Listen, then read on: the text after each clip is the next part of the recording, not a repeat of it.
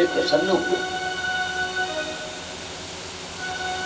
सूत जी बोले, हे महर्षियों, ओंकार तीर्थ में परमेश संज्ञक એટલે પરમેશ સંज्ञा की परमेश शिव जी की गणना कोई करी सके खरो? शिव अनंत अनंत गुण અને એમની અમિત કથા વિસ્તાર जो सुने आचरज मानिए जिनके विमल विचार,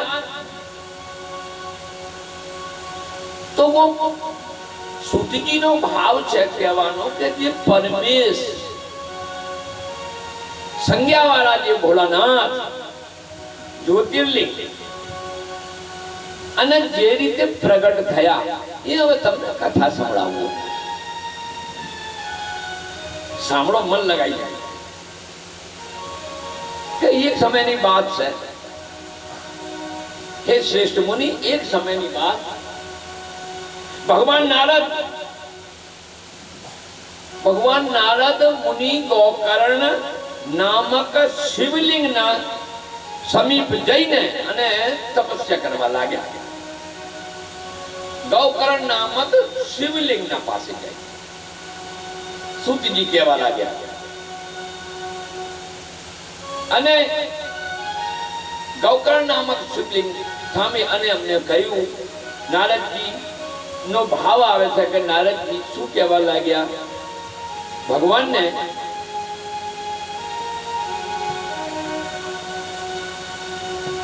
કે ગૌકर्ण નામક શિવ અને શિવ એમનું નામ હતું માણસનું કે ભૈયા તમારે ત્યાં બધું જ છે, બધું જ છે, પણ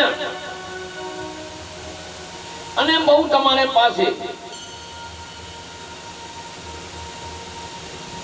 એટલે બાત સમાધાન સમીપ જઈને અને ભક્તિના સાથે એમની સેવા કરવા લાગ્યા નારદજી. અને અને કાલ વીતી ગયું ભગવાનનો સેવા કરતા કરતા. અને પછી મુનિ શ્રેષ્ઠ ત્યાંથી ગિરિરાજ એટલે પર્વતરાજ વિંધ્યાચલ પર પહોંચી ગયા અને વિંધ્યાને જઈને ત્યાં અને બડા આદરથી બહુ આદરના સાથે વિંધ્યા પર્વતે નારદજીનો પૂજન સત્કાર કર્યો, આવકાર કર્યો.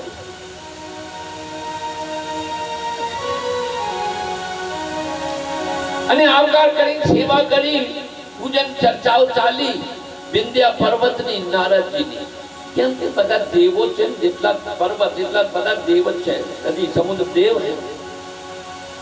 સત્કાર કર્યું વિંધ્યાચલ પર્વતે. વિંધ્યાચલ પર્વત અત્યારે આ ચિત્રકૂટમાં તો સેવા આતિથ્ય સ્વીકાર કરીને પછી ચર્ચા થઈ આપસમાં. અને વિંધ્યાચલ પર્વતની થોડી અહંકાર ભરી વાતો કે મારે પાસે બધું જ છે, મારી પાસે કશું કમી નથી અને હું સૌથી શ્રેષ્ઠ પર્વતોમાં છું. નારદજી લાગ્યું કે ઓને તો આ અભિમાન છે, અભિમાન. તો જેની અભિમાન ભરી વાત અને સાંભળીને अहंकार नाशक नारद मुनि लंबी सांसें खींचवा लगा. ऐसी लंबी लंबी सांस है नारद जी अर्थात नारद जी ने विंध्याचल पर्वतनी बात ना गमी होए એવું ભાવ પ્રગટ થયું. અને વિંધ્યાચલ પર્વતે પછી પૂછ્યું કે કેમ નારદજી કે તમે આ લોબી લોબી સાસે ઉતા કેમ ખેંચવા મોડ્યા કે મારી વાત તમને મારી પ્રસન્નતા ના ગમી? નારદજી બોલ્યા, ભાઈ કે તમારે ત્યાં તમારે પાસે બધું જ છે,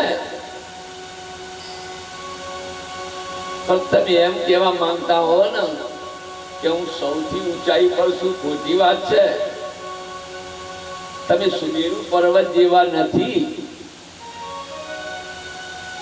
सुमेरु पर्वत તમારે કરતા તો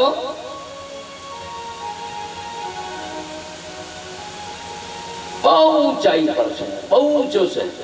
એની ચોટી ખબર છે ક્યાં છે? સુમેરુ પર્વતની. કે એના શિખર છે ને સુમેરુ પર્વતના, એને વિભાગ દેવતાઓના લોક સુધી પહોંચી રહ્યા છે. દેવતાઓના લોક સુધી. તમે તમારામાં અહંકાર કરી રહ્યા છો ભાઈ, કશું નહીં તમારા પાસે. એટલું નારદજી કહ્યું. কিন্তু તમારા તો તમે શિખરનો ભાગ તો જુઓ કે કેટલો છે તમારો. અને ત્યાં સુધી પહોંચી શકે ખરો તમારો શિખરનો ભાગ? ચોટી તમારી. નારદજી એટલું કહ્યું. આ પ્રસંગ પર કથા ચાલી રહી સૂતજીની, અને સોનકજી સાંભળી રહ્યા. તો પછી સૂતજી કહેવા લાગ્યા કે આવું કહીને નારદજી તો ત્યાંથી નીકળી ગયા વિંધ્યાચલ પર્વતના પાસેથી. આ સ્વીકાર કરી નીકળી ગયા. અને નારદજીને ગયા પછી વિંધ્યાચલ પર્વતને થયું કે મારે જીવન નથી કાર થઈ ગયું. નારદજી મને આવું કહીને ગયા. અને આવું મનમાં વિચાર કરતા કરતા અને સંતૃપ્ત થઈને ઉઠ્યા વિંધ્યાચલ પર્વત. સારું, હવે હું વિશ્વનાથ ભગવાનની આરાધના પૂર્વક તપસ્યા કરીશ. હવે પાકી તપસ્યા હું કરીશ. અને હું હવે બતાવું સૌથી શ્રેષ્ઠ બની જવું, શ્રેષ્ઠ ના બની જવું. પ્રતિજ્ઞા કરી લીધી વિંધ્યાચલ પર્વત.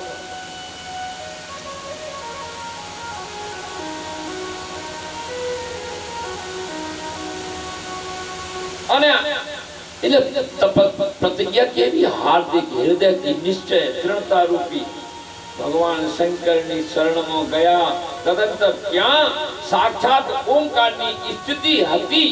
શંકરની ઓમકારની સ્થિતિ તો હતી જ, પણ ત્યાં જઈને પ્રસન્નતા પૂર્વક જઈને અને શિવની પાર્થિવ મૂર્તિ બનાવી.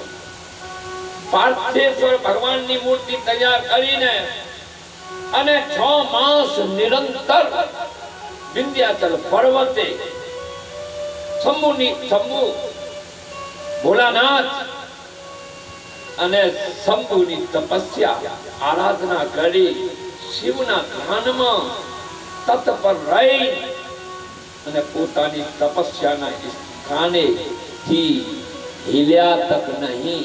વિંધ્યાચલ પર્વત 6 માસ સતત તપસ્યા કરી ભગવાનની. અને કયા ભગવાનની? પાર્થેશ્વર ભગવાનની તપસ્યા કરી.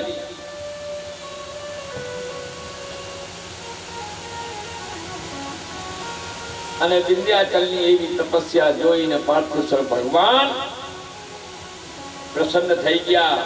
અને તેમને પછી વિંધ્યાચલ પર્વતને કહ્યું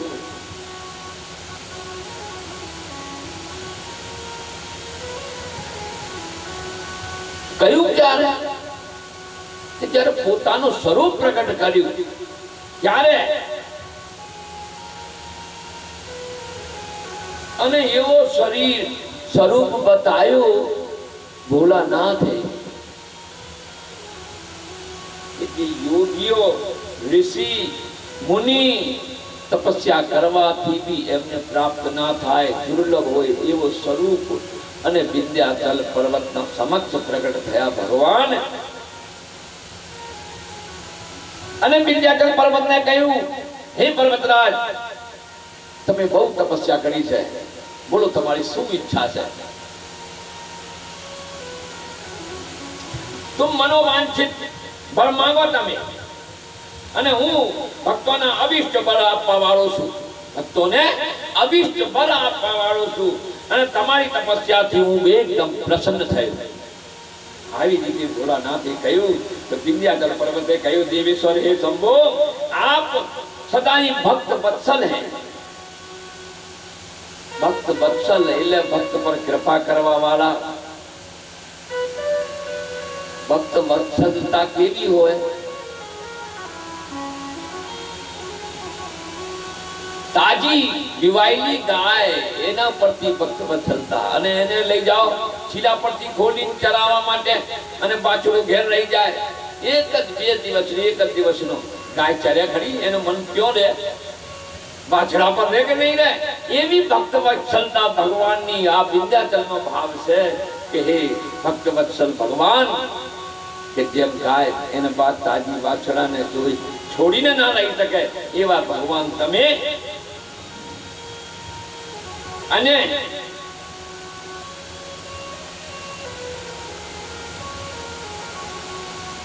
भगवान शंभु ने अभिष्ट प्रदान कीजिए. बस तो विंध्याचल कही देवेश्वर आप यदि मारा पर बरोबर प्रसन्न हैं तो मने अभिष्ट बुद्धि प्रदान करो. जो अपने मारा पोताना कार्य में सिद्धि करवा वाली हो ये भी सिद्धि मने प्रदान करो भोलेनाथ. भगवान शंभु ये એમને ઉત્તમ વરદાન આપ્યું, એ વસ્તુ કહ્યું. અને પર્વતરાજ વિંધ્ય બીજું તમે જે ચાહો, જે માંગો, જે કરો તમારું મનનું કરેલું થશે. અને દેવતા તથા નિર્મલ અંતકરણ વાળા, અંતઃકરણ અને દેવતા બી અને મનુષ્ય બી અંતઃકરણ થી ઋષિ જેમને ખબર પડી, ઋષિ મુનિ બધા આયા